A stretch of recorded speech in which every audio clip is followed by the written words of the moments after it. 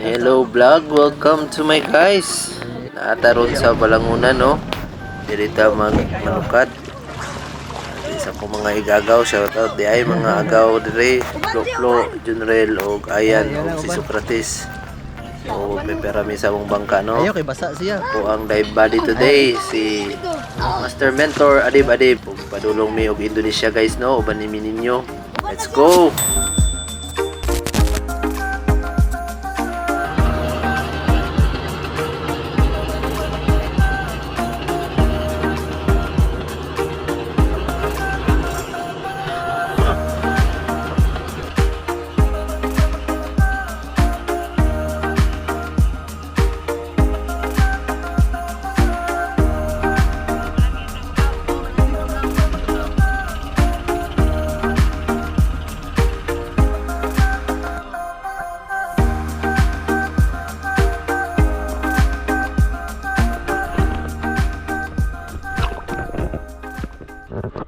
Og finally, naabot namin sa amuang secret spot diri sa Indonesia guys no.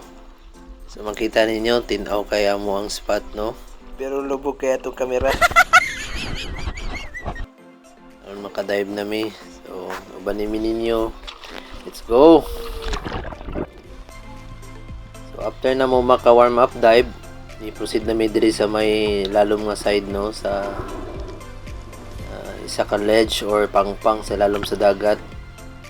Itudluan mi ani isa ka local spiro diri. So kana pasaka na ako ang dive body no. So first drop na to diri lang sa ta sa mabaw. Naara ni siya sa mga 13 to 15 meters. Diri lang ta sa mabaw sa ano, dili sa ta proceed dito sa may kanto sa ledge kay murag daghan pa to ang kahadlok. So in this dive diri lang tata sa pahipi sa corals kay medyo lalom na dito nga side kung magpakanto ta. Kanang ato ang atubangan makita ninyo ga blue.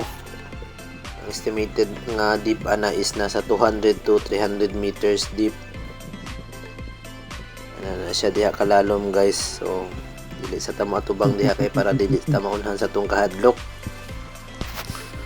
So karon ang ato ang gihimo mo na siya ginatawag nga ambush guys no. Maghulat ta og naay mo agi nga dako. So while waiting mag-fish call ta or kanang tawag nila nga granting kanang ub-ub. So wala madugay na nakadungog nga isa ka longnose emperor or dugso. So i-try na to siya og tawag guys no, kumuduol siya. Kanina klase nga isda medyo idlas po ni siya no. So moto wala siya mo padayon, U-turn na siya. So ni proceed ta diri sa isa ka side sa spot. Kini nga time medyo gamay na lang itong kahadlok. Paduol na ta diri sa may ledge. So mao gihapon ambush type ta no. Kulat lang ta kung nay mga gingadagko na isda ga hunt. So while waiting ka-fish call ta mga maka-attract ta og mga isda nga mga gino. So kini nga time atay target no, isa ka stick unicorn diri sa tuang left side no, diri sa mga 9 to 10 o'clock no, kana sa tong atubangan ga puti. Sa ato siyang gitry og attract no og tawag.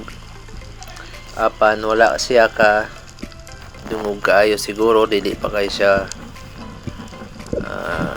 inana curious, wala kay siya moduol.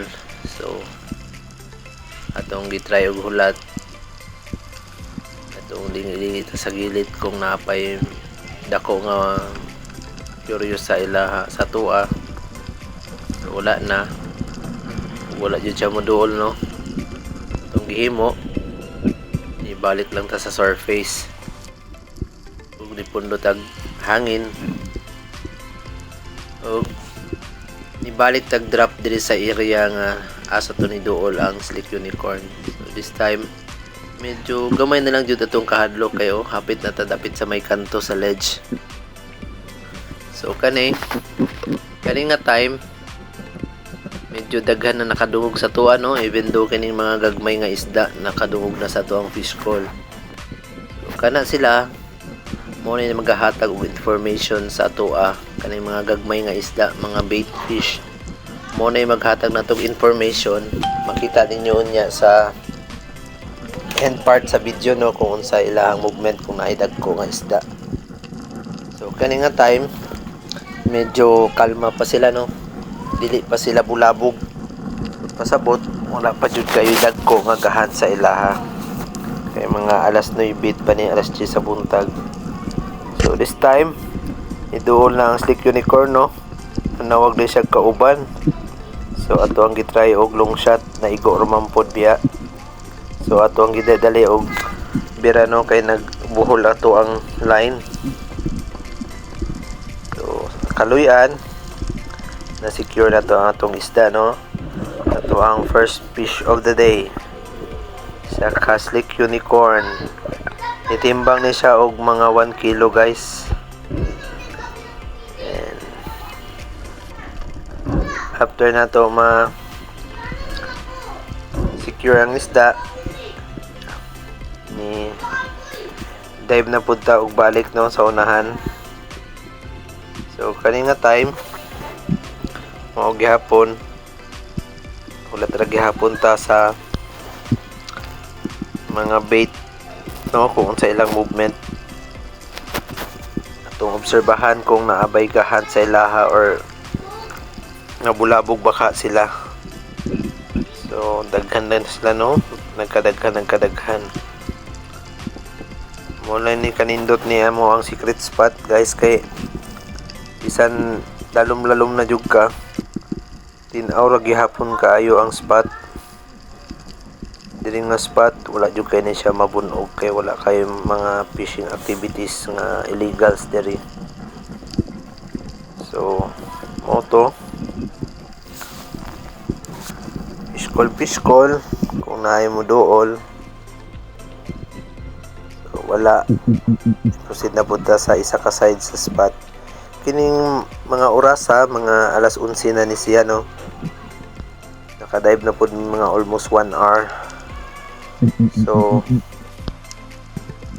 this time mao gihapon dive ta o kaya alas 12 naman hapit ni-secure ta og pangsudan nato, no, pangsugba. So diri gihapon ambush type gihapon sa wala madugay na ay ni duol nga isa ka clown trigger fish, no, isa ka klase sa pakol. Daghan kay siya ginani diri, guys. So wala na may lain, so atong gitira og long shot naigo raman gihapon. So naa na tay panood-an, guys, no. Ito ang second fish of the day, isa ka pakol. Mao day na imong sudan paniud to, guys. Mo ning gisudan paniud to, tamis kayo siya og unod. Diretso na siya sa kalayo. So mo to ni sa kami sa bangka, i-break me.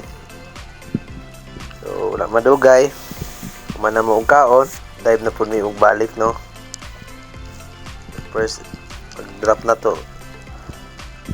balik na po yung mga isda nga nagpano, kita niyo na mga rainbow runners or mga salmon. I-try na to long shot, no, pero sa kadagan sa tong target wala ta mo focus sa isa. So mo to wala ta kaigo, so wala tay mahimo, move on sa katagbalik o dive na po tagbalik.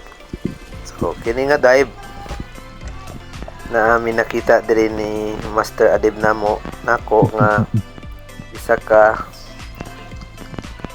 klase sa isda nga Maurice Sea Perch. So gitry na mo og kuano og kanang sandas aron mo duol siya. Pan ang nahitabo para makita ninyo sa tubangan.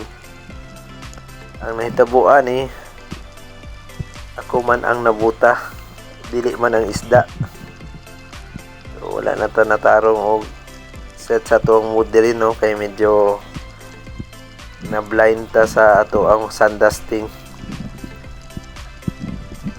O nisaka na lang ta, ni proceed ta sa spot. Ato wala lang gipasagdan tong Morris, no, si perch, no. So dire ni ambush na punta, no. Yung hapon na nanani sa mga alas 2 to alas 3. So kini nga time naantay nakita nga isa ka bag-angan dira kagamay, no, nasa mga atong atubangan. Pero wala na ko na siya gipansin kay na medyo dako nga isda sa likod niya. So atong gip-try og paabot. Pagkakuha na to og range, ato ang tira. Tora igo siya, guys. Og ato ang third fish of the day. Saka mamsa or trevally.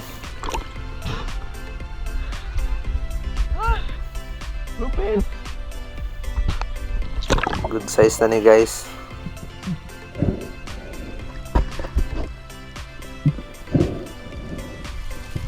Ito ang ginahinig bira, no.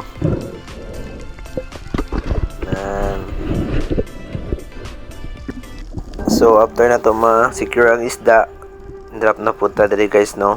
Una niya to ang last drop before ta nakauli, no. So diri nga time di na ninyo makita kung unsa akong ginaingon nga movement sa mga bait fish kung naidako nga mo duol sa ilaha, no. Muna ni ako ang last fish of the day. So mao gihapon nato ang gihimo nga kuano, ambush. So maobserbahan ninyo medyo ngit-ngit na dito siya sa tubangan sa ledge, no, sa pangpang sa deep part, kay hapon na ni siya, nanay siya sa mga alas 4 sa hapon. So makita ninyo, guys, tura nagkatibulaag ang mga gagmay nga isda. So it means na siya dako nga mo abutay. Wala madugay, nagulat-hulat na ay ni duol nga isa ka bluefin trevally, guys. Ara, guys, oh, pang headshot sa panga, guys. Sa panga siya, pero kani nga time wala ni release ang ako ang reels, guys. Nasangit ang ako ang shooting line. Medyo nag struggle ta diri pagsaka, no, kay gibira ta sa isda. So nitanaw ko sa babaw sa ako ang body kung naaba siya mo back up. So wala man. So may na lang kay wala kay ta nagpanik na manage na natog tanggal, no. So tura day akong body coming dayon day siya, nakita din niya akong struggle, no. So mo to maayo na lang gani, guys, nga nakaya ra natog bira ang isda. Even though kusgan jud siya, pero sa ato ang adrenaline nakaya ra nato siya bira, no. So gidayban sa akong body kay to secure, no, kung wala ba siya na good shot ba siya or good holding shot ba kaha sa moto. Nakita niya good holding shot, iyan na lang gibira ang shot. So shout out dahil sa ako ang body master mentor Diesel Dave, no, Adib. Kung makita ninyo palihog lang kung visit sa iyang page po, guys, no. Daghan na ni siya og followers, daghan na siya kay mga nindot nga video gina-upload. So kaning na time secure na mo ang isda, no, before mi nanguli. So thank you, Lord, kay sa mo ang safe nga dayo og sa blessing nga gihatag kanamo karong adlaw. Kining isdaan itimbang din ni siya og 4.7 kilos, no. Mao na akong personal best sa bluefin trevally. 4.7 kilos, lami kay siya gikilaw na mo, guys. Murag na ituno. Labi na jud ang sabaw, guys, no. Tamis kay ni siya og sabaw. 4.5 kilos.